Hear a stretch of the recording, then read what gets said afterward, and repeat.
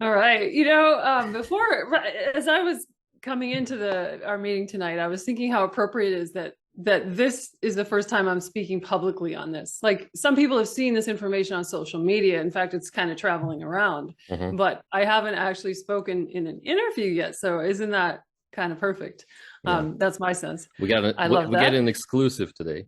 Yeah, totally exclusive. So where do we dive in? Did I talk about Montauk in you have this one old interview up from Super Soldier Talk.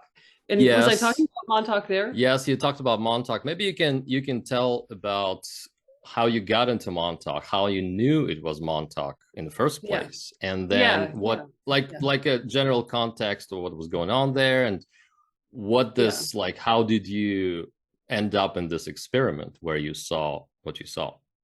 Yeah, thank you. That's where I was going Yeah, with this, like a little preamble about, yeah, just that thing. So yeah. I'm going to try and make the long story short. Let's see if I can do that. Um, I This is back in the late 70s. So some of you guys know I was being taken to the moon and working on a German base Hmm. on the moon during Hmm. the 70s. Like my 1970s experiences were really hot. My life was hopping when I was like 4 years old and on. So I had my godfather, just call him Mr. E, was a handler of sorts. And he brought me to events where I was used in child sex trafficking for the elite. He also was my gateway into Montauk. So it was through him. He had a top secret clearance with the military industrial complex defense contractor that my father also worked with. And he had a private plane. And he was the gateway to this. So I was already being peddled around to different things. And I ended up in Montauk. And I want to preface this too. I don't know if I talked about this early in that very early interview that you guys have on the channel now. I want to say that I feel like from a soul's perspective, I signed up for this. So prefacing that, because Montauk is horrible from a conventional viewpoint, it doesn't make sense that I would sign up for this. But if we look at what I was trying to accomplish in this lifetime from a soul's vantage point, it was to go deep down into the belly of the beast, to understand its mechanism and to be part of its undoing. I think that's important to remember when I go into the deep, scary stuff that is 100% Montauk. All my Montauk memories are frightening. And I think they're difficult for viewers to listen to. So Montauk is at the end of Long Island. Was an old Air Force station. I think it was very active back in World War II, and that's where the whole Montauk experiment was going on. And I ended up there in the late 70s. I believe it was early of 79, but it's a little hard to pin down because he was taking me to various things over time, and I'm not always sure, the exact date on that. So let me think about how we're going to go into the Russian related material. So I think you guys have already heard some of the other eventfulness that was going on in Montauk. I mean, basically, it was being used as a great lab. I mean, we have German scientists who were in Nazi Germany imported through Project Paperclip. Um, in So you actually saw German scientists there and There were heard them. Germans there.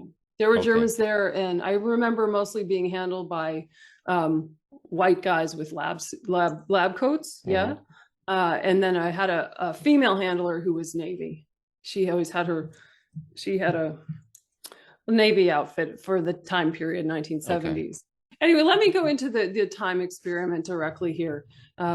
They use children because they're porous. Children are much more valuable to the experiments that they wanted to do. Here and elsewhere, we could talk about the SSP. We could talk about the use of children throughout everything in these dark ops for a long time. They're porous, they're malleable, they're innocent. Their energy fields are not cohesive yet. Like Hmm. the adult mind is very also very rigid in its cognition.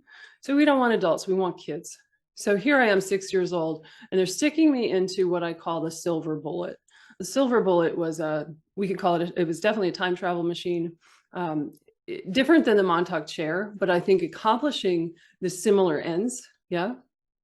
So I would be lying, they'd lay me down in this thing and fire it up with electricity, basically. I mean, it's much more sophisticated than that. They're not just electrocuting me, but there's a lot going on. And I've since learned through the visions I've been given and what I'm remembering, it has a lot to do with plasma, electrokinetics, torsion fields. And also it seemed to me to be about electrogravitics, which is interesting because we commonly associate that with a propulsion system.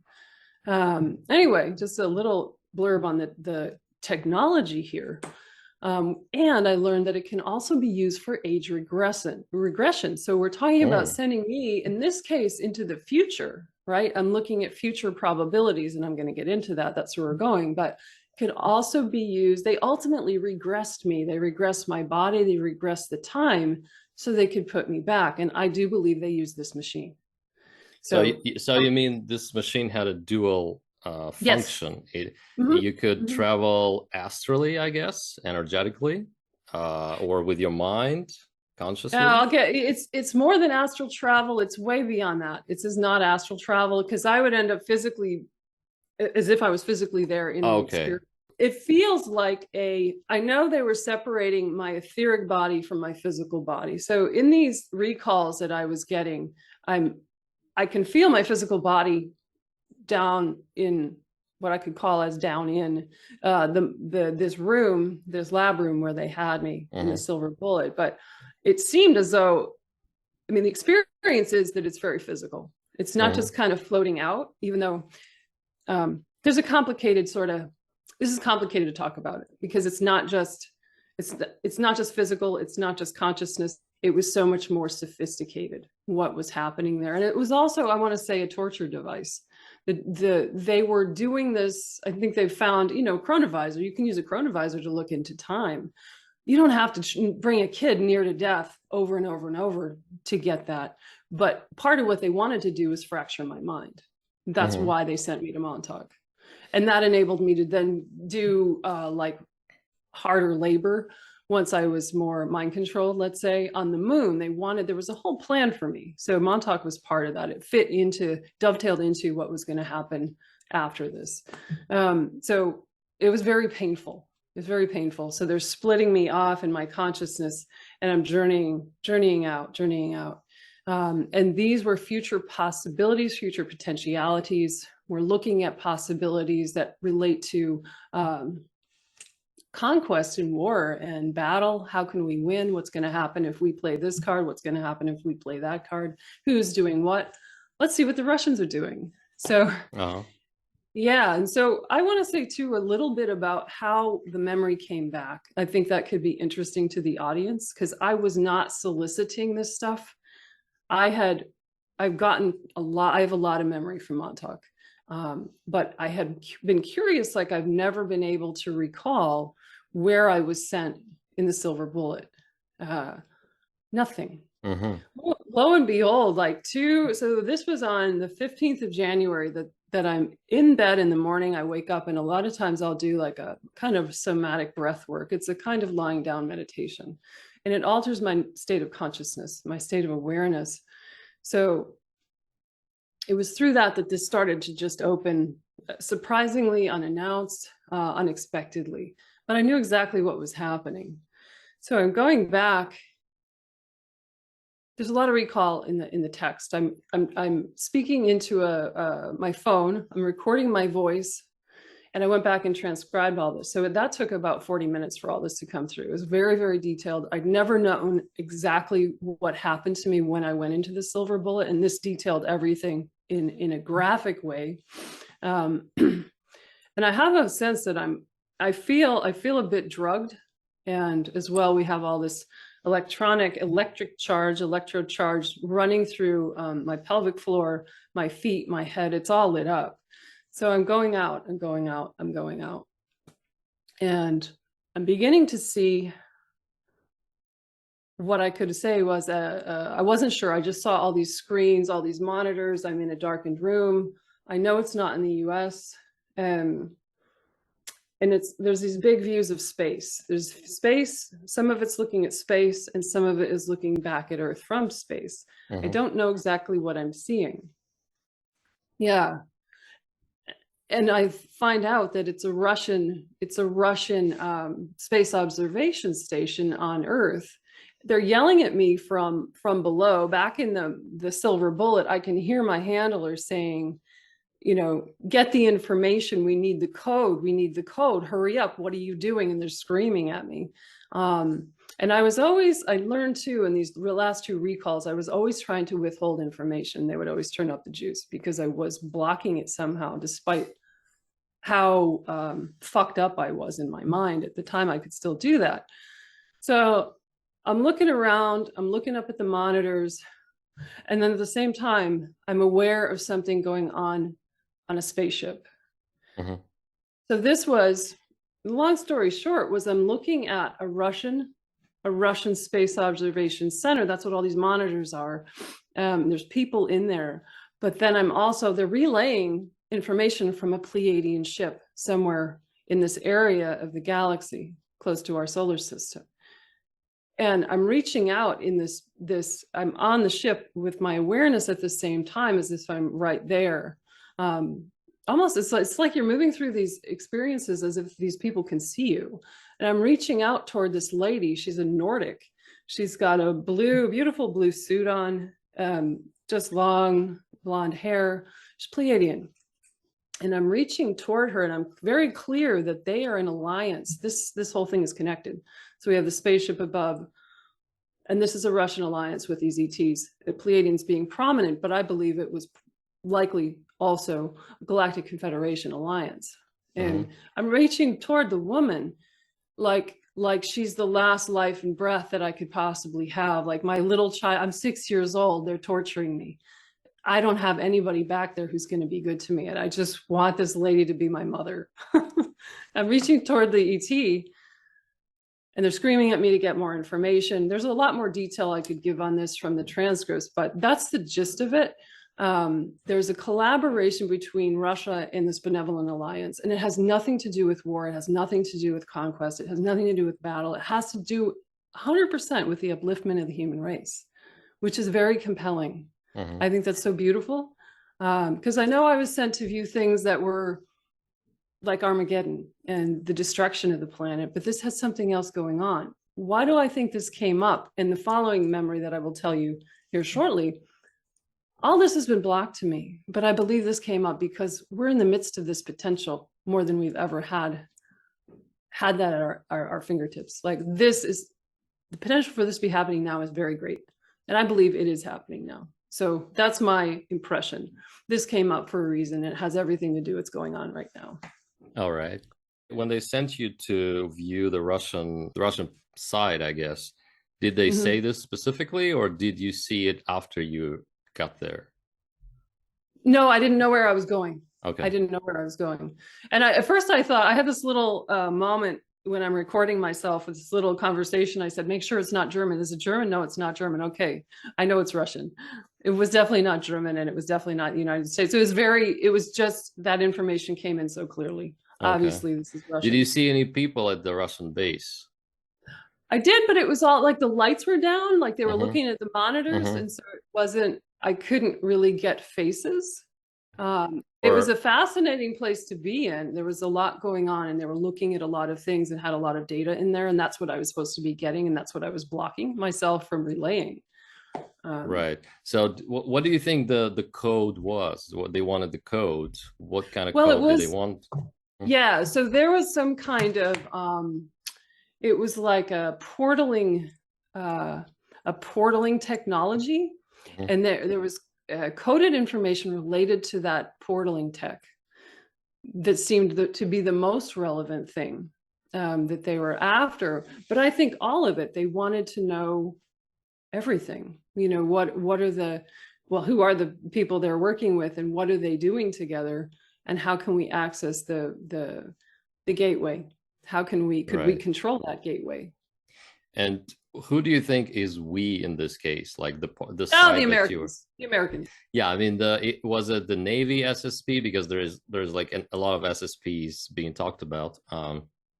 Do you have the impression that after, I mean, from what you can gather from where you've been after that? What can you tell? Was it, you said that you were at the German base later on, and then on Mhm. Mars, and then Yeah. at Planet X with the Draco. Who were the main, I guess, number of people around you? Were they American? Were they German?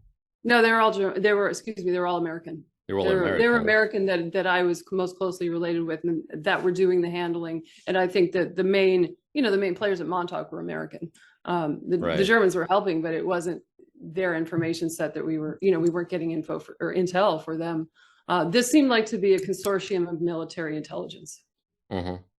Okay. And so at the moon base also, you said that it was a German base. Yes. So there was a lot of Germans there. All I interacted with were Draco, Greys, and Nazi Germans. Oh, okay. Wow. So it was Mhm. like all the, the symbolism, the swastika around and stuff like that. Yeah, it was chilling. It was chilling to be there with that Okay. energy, and it was really powerful. Like the moon base was just it was a hub for the galactic slave trade. So Right. there was all this hybridization, cloning, genetic experimentation going on, because that's trade in the galaxy. That's trade through the solar system. Hmm. Genetic byproducts, and technology are the big currencies here. We know that. Right. So, okay, let's go back to Montauk then.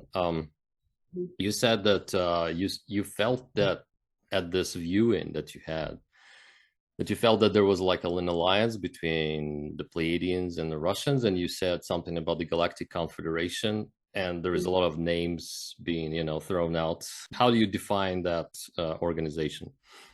Mhm. Yeah, a benevolent consortium that is seeking to help elevate humanity and help empower Hmm. humanity to elevate itself beyond this current, cesspool that we're in of Right. control.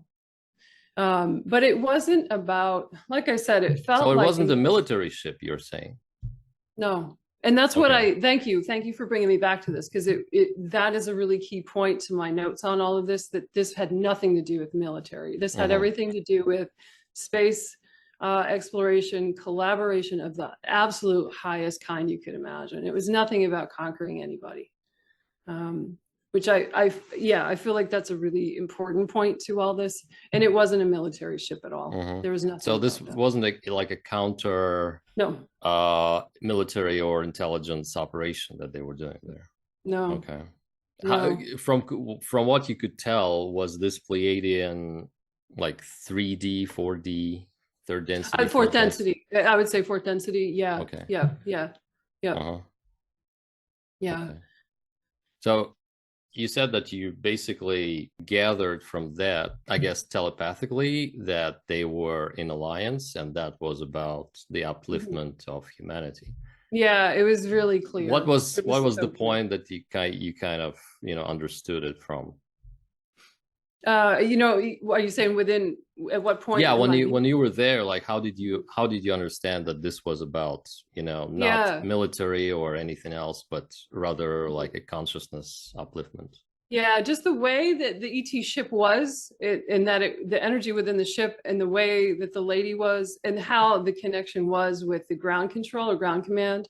The whole thing was really lacking in all the usual things we think about is like dealing with weaponry, and Mm-hmm. the energetic signature was very much peaceable, and there was this open space, this open spaciousness, and I could tell that there was just something else going on. Mm-hmm. uh, the reliance of the energy with the woman, the ET lady, that I was so desperate to make contact with, had all that signature inside of it as well. Um, and remember that they're sending me. Why was I vetted for all these programs? Because I already had psychic ability. They build it out in the programs, and they're going to use you as a psychic operative. And there is an element of that within this. So I'm viewing physically, literally here, but I'm also viewing from here. Um, so they know that I can gather subtle information as well as more literal, analytical, conceptual information. So So do you remember yeah. what happened after you returned from that remote viewing? Well, let's go back to I'm reaching for the lady, and I hear them just, they're so mad. They're so mad. They just want to, like, let's kill this kid. So they're turning up the juice. They're turning up the juice. I hear myself screaming back there, and I just learned. I think in the Silver Bullet, I learned to kind of just dissociate from that. Of course, I did because I got a job, and that's what I'm programmed to do. They're slamming the tech back and pulling me back because they don't want me contacting her. They know what's going on. They know I'm like making friends with this Pleiadian lady, right? So they slam it back. And this is, I want to say too, that this was a near death experience every time they put I or some other kid in the coffin, the Silver Bullet coffin. It brought us close to death, and they would do it again and again and again. So they bring me back. I'm unconscious when I return, and they open up the lid, and the military lady who's the closest handler, the Navy lady, she just has a cool cloth and she's putting it on my head and kind of bringing me back around. And I know they're going to send me out for another viewing. Like there was no rest. It was just like, of course they had to regress people in this state because you can't just return a kid like this. I mean, your body is so broken.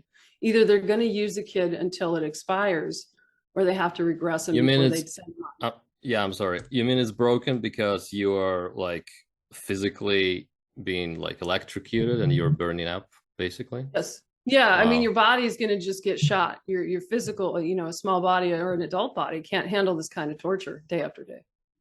Okay. Because of the electric thing? From everything else, well, it's not. See, this isn't the only thing they're doing. They're also, they're keeping us in cages. They're doing all kinds of sexual abuse, et cetera, et cetera. So they used the kids till they died. And there were bodies being burned up. I mean, they were incinerating bodies who were just, expendable. I could say too, I want to clarify something about this, that there was two population sets here. We hear about like the Montauk boys and a lot of those kids, the runaways and the homeless people and all that subset of the population they were experimenting on, those were expendables. They would die. They would die in the program. Other people like me, whether fortunate or unfortunate, would be saved to be then turned on into another program. Yeah. So they knew they were going to send me into the SSP. They would never have, they were not supposed to kill me.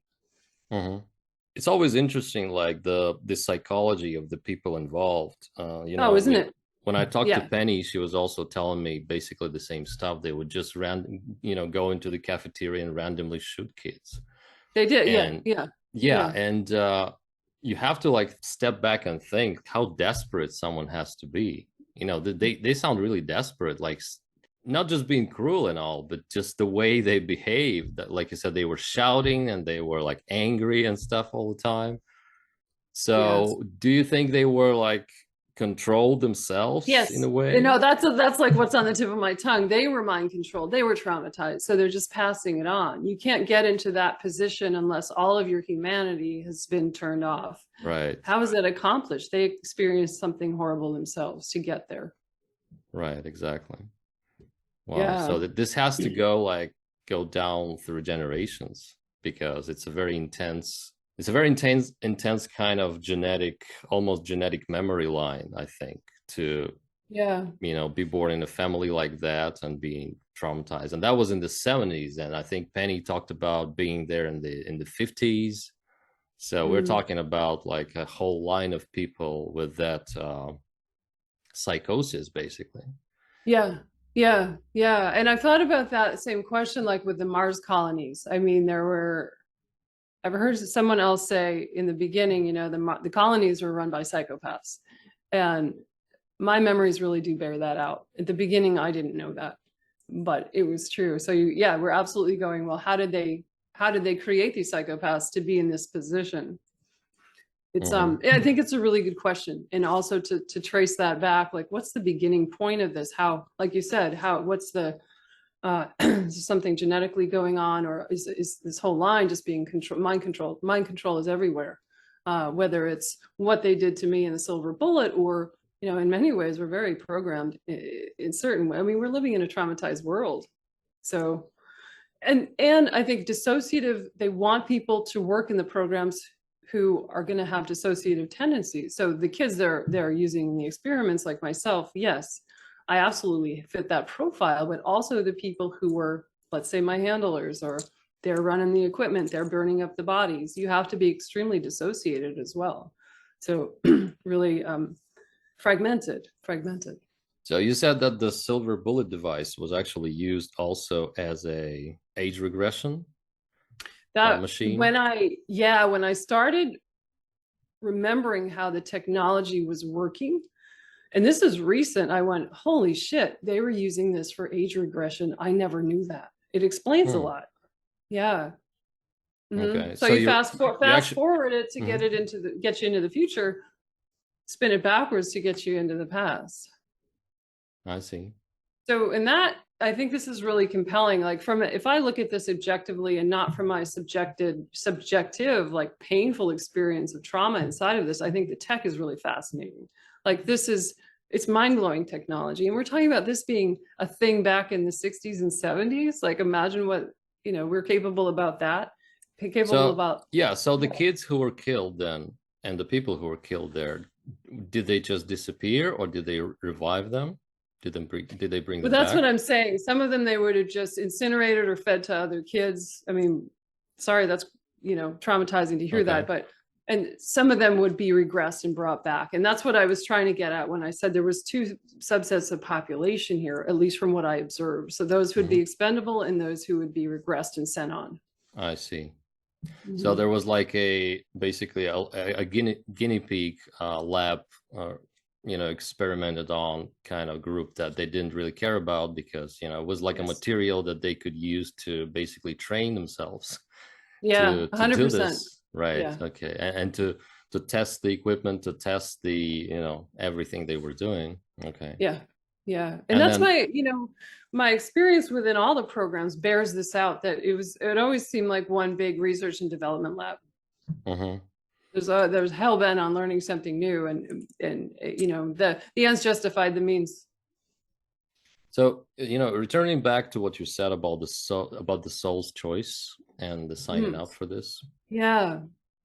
how do you think you being there and people like you being there actually helps to unravel this, I guess cosmic darkness? Yeah.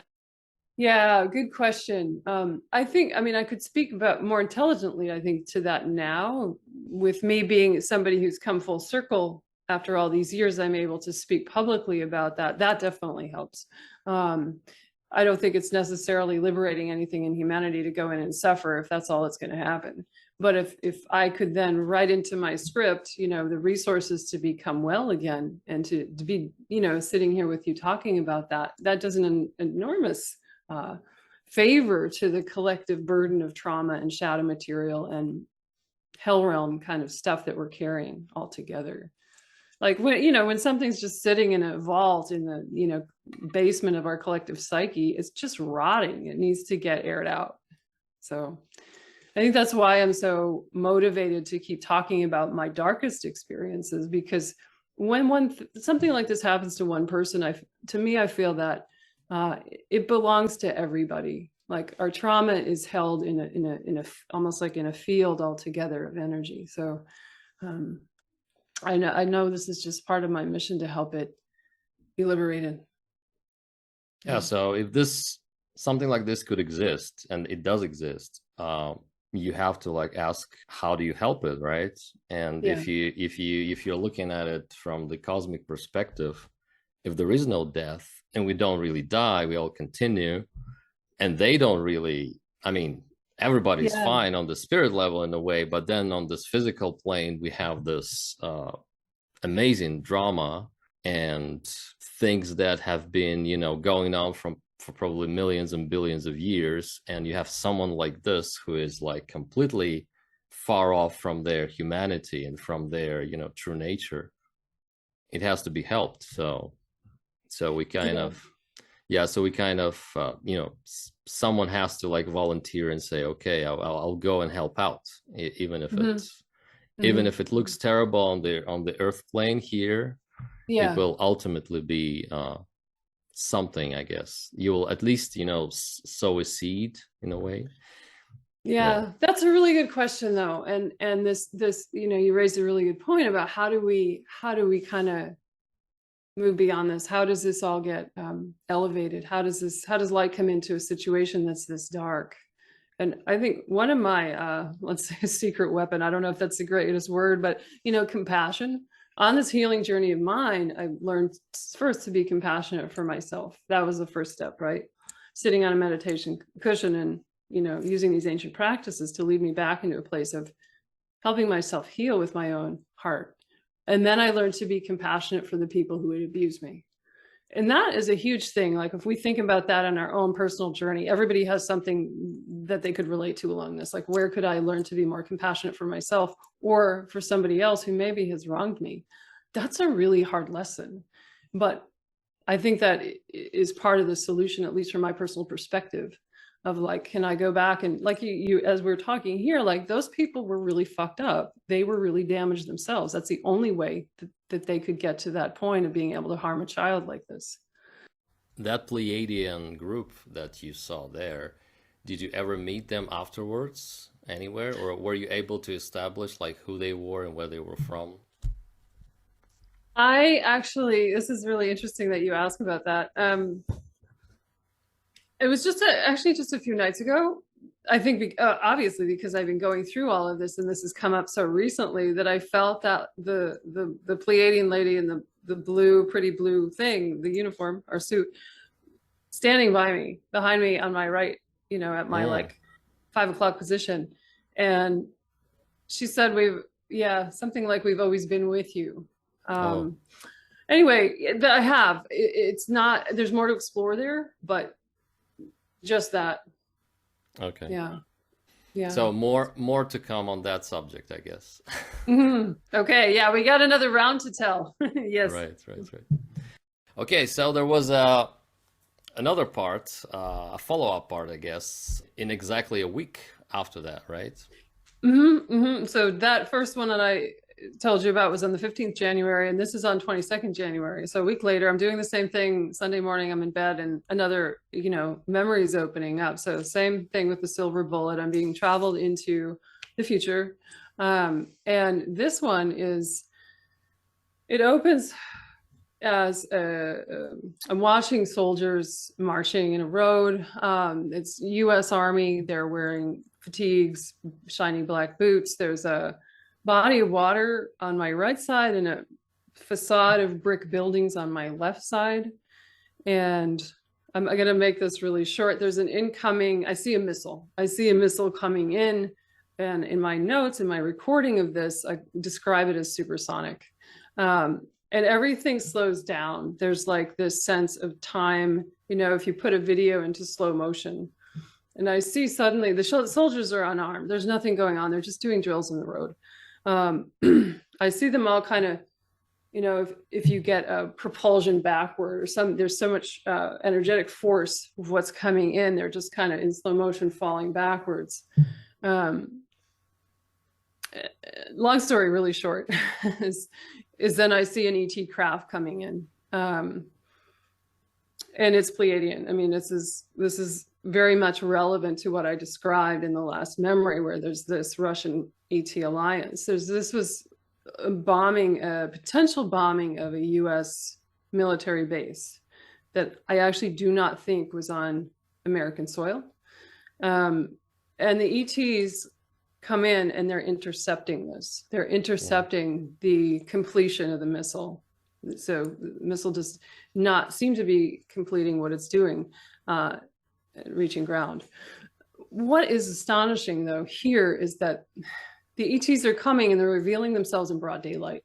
The soldiers look up, and this was what blew my mind, that they look up and it's like they've seen angels or God, and they are not afraid of what they just saw. They are welcoming it. And some of them are weeping. There's a African-American commander there, and I see him crying. And that's the long story short, is the ETs are intercepting us. They're revealing in broad daylight, and something big just changed. It was like the world has never seen this before. So it was another timeline potential that I viewed back in the 1970s in Montauk. Wow. Do you know the exact dates or years it would be?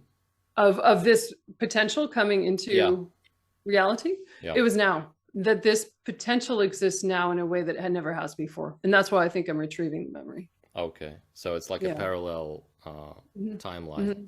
Yes, it is. And it's, when we can talk about that element of it is like we're viewing future probability, but there's also something that happens when we put our collective awareness into making these potentialities manifest.